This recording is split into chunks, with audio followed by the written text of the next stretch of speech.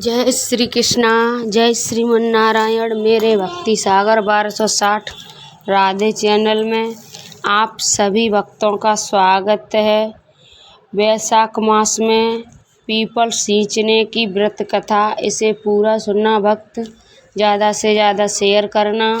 जय श्री कृष्णा, राधे राधे। आप सभी भक्तों पर विष्णु भगवान की कृपा बनी रहे। ओम नमः शिवाय। ओम नमो भगवते वासुदेवाय। बड़ पीपल को सींचने की व्रत कथा। वैशाख में इसे स्वयं देवता भी पुण्य मास कहते हैं। वैशाख मास में सुबह पीपल में जल चढ़ाया जाता है तो घर परिवार में खुशहाली आती है। चलो भक्त सुनते हैं व्रत कथा।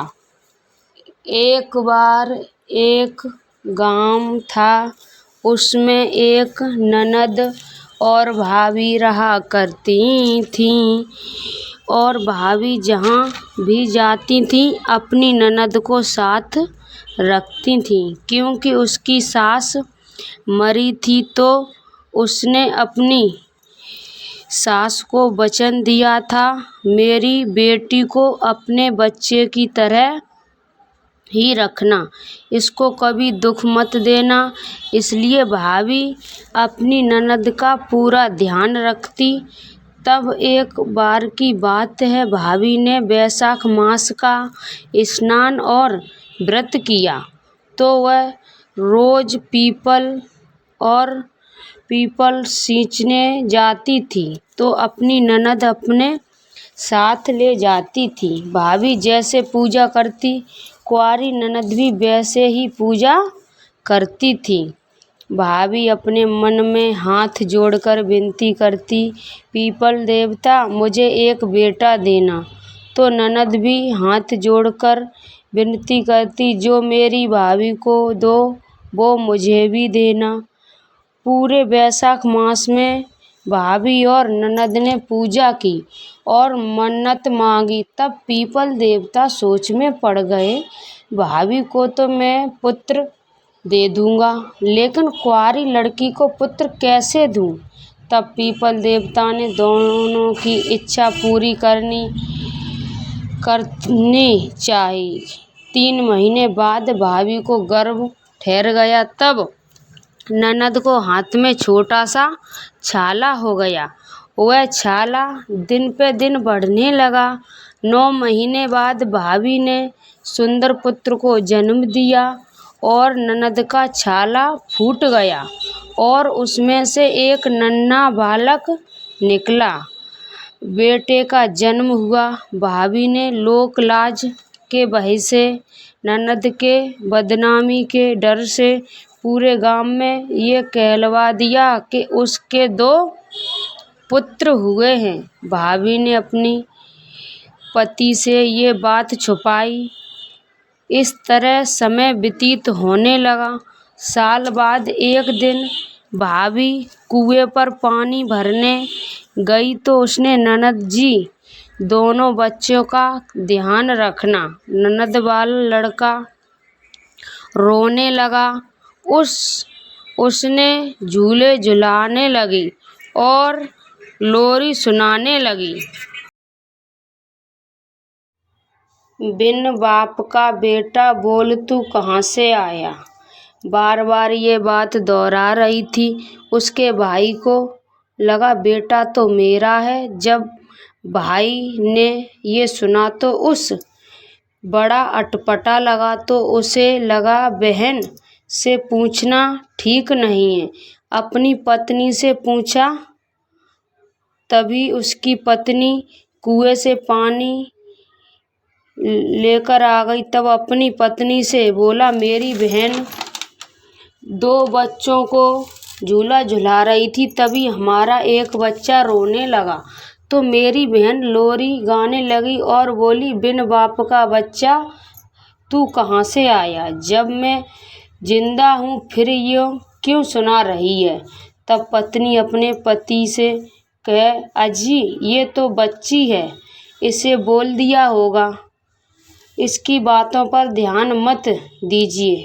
पत्नी अपने पति से नजर चुरा रही थी, तभी अपनी पत्नी पर शक हुआ। सच सच बता, क्या बात है? तभी पत्नी की हिम्मत टूट गई। नहीं बताऊंगी तो हमारा गृहस्थी टूट जाएगी। उसने अपने पति को पूरी सच्चाई बता दी। तभी उसने अपनी बहन को बुलाया और बहन का लड़का बुलाया और पीपल देवता के पास ले गया। और ये पीपल देवता, मेरी बहन ने जो मांगा उसे नहीं मांगना था। अपनी अमानत वापस ले लो। गांव वालों को पता लगा कुंवारी लड़की के लड़का हुआ है तो जग हंसाई होगी और मेरी बहन से कौन शादी करेगा। और वह रोने लगा। तभी पीपल देवता का हृदय पिघल गया। तभी पीपल के 2 फाड़ हुए। तभी वह बच्चा उसमें समा गया। पीपल आपस में जुड़ गया। उसके चबूतरे पर बहुत बड़ी दरार पड़ गई और भाई बहन घर चले गए। भाई अपने बहन के लिए वर ढूंढने लगा। तभी दूसरे दिन गांव के लोग आए कि पीपल देवता के पेड़ में दरार कैसे पड़ गई है। या लक्ष्मी नारायण प्रकट हुए होंगे या फिर शनि देव वैशाख मास में का महीना चल रहा है, प्रकट हुए होंगे, या कोई भूत पिशाच प्रकट हुआ होगा। जितनी मोह उतनी बातें। कुछ दिन तक लोगों के बातें की और समय के साथ सब भुला देते हैं। तब एक दिन भाई ने अपने घर में हवन किया और गांव के लोगों भी आए और आहुति देने के लिए 11 पंडितों को बुलाया गया। पंडित ने पूरा घी का डिब्बा हवन में डाल दिया और हवन में अग्नि प्रज्वलित नहीं हुई। तभी पंडित ने कहा, आपकी कोई बहन हो तो उस पर अग्नि जलवाई जाए। तभी भी अग्नि प्रकट नहीं हुई। तब गांव के सरपंच ने कहा, ये तो बहुत बड़ा अपशगुन है, किसी विद्वान को पूछा जाए। तभी विद्वान बुलवाए। तभी ये विद्वान बड़े ज्ञानी थे, साथ साथ त्रिकालदर्शी थे। आगे की और पीछे की सभी बातें सुनाई पड़ती थीं। उन्होंने थोड़ी देर के लिए आंख बंद की और उन्होंने सारी बात बता लगा ली। तब भाई से कहा, पुत्र अपने भांजे का लेके आओ, तब हवन में आहुति लगेगी, अग्नि प्रज्वलित होगी। तभी भाई ने कहा, मेरे कोई भांजा नहीं है, मेरे तो एक बहन है, वो कुंवारी है। तुम्हारी बहन को पीपल देवता ने पुत्र दिया था, वही तुम्हारा भांजा लेके आओ, पूरा तभी तुम्हारा यज्ञ पूरा होगा। भाई को सभी गांव वालों ने पूछा। तभी गांव वाले बोले, पूरी सच्चाई बता दी। गांव वालों को पूरी सच्चाई बता दी। गांव वालों समझाते बोले, इसमें शर्मिंदा होने की कोई बात नहीं है। पीपल देवता ने तुम्हारी बहन को पुत्र दिया है, वह आशीर्वाद है, ऐसे किसी को नहीं मिलती।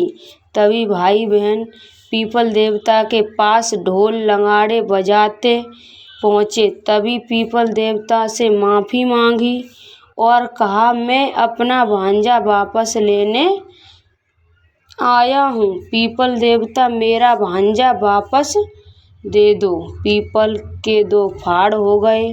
उसका भांजा वापस आया और उसकी बहन के आंचल से दूध की धार निकली और उसके बेटे पर जाके गिरी। गांव वालों को विश्वास हो गया, इसी का पुत्र है। तभी सभी धूमधाम से पीपल देवता के गान करते हुए गांव वापस आने लगे। तभी हवन में भांजे ने आहुति दी और हवन संपन्न हुआ और भाई ने पूरे गांव में वैशाख मास में पीपल सींचने निर्धनों को धन मिलता है, कुंवारी कन्याओं को वर मिलता है, बूढ़ों को वैकुंठ मिलता है, बांझों को पुत्र मिलता है।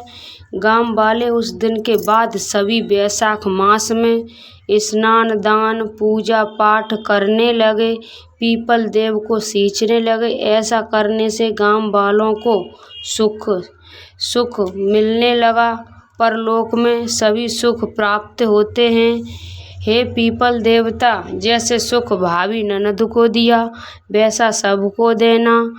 कहानी सुनने वाले और सुनाने वाले को वो देना। बोलिए पीपल देवता की जय। आप सभी भक्त ने ये पूरी वीडियो सुनना, ज़्यादा से ज़्यादा शेयर करना। जय श्री कृष्णा, जय श्रीमन नारायण, राधे राधे। आप सभी भक्तों को मैंने पीपल सींचने की व्रत कथा सुनाई, उसमें सुनावे में कोई गलती हुई हो उसे माफ़ करना। जय श्रीमन नारायण, राधे राधे। श्रीमन नारायण नारायण हरि हरि, लक्ष्मी नारायण नारायण हरि हरि। बोलिए विष्णु भगवान की जय, पीपल देवता की जय।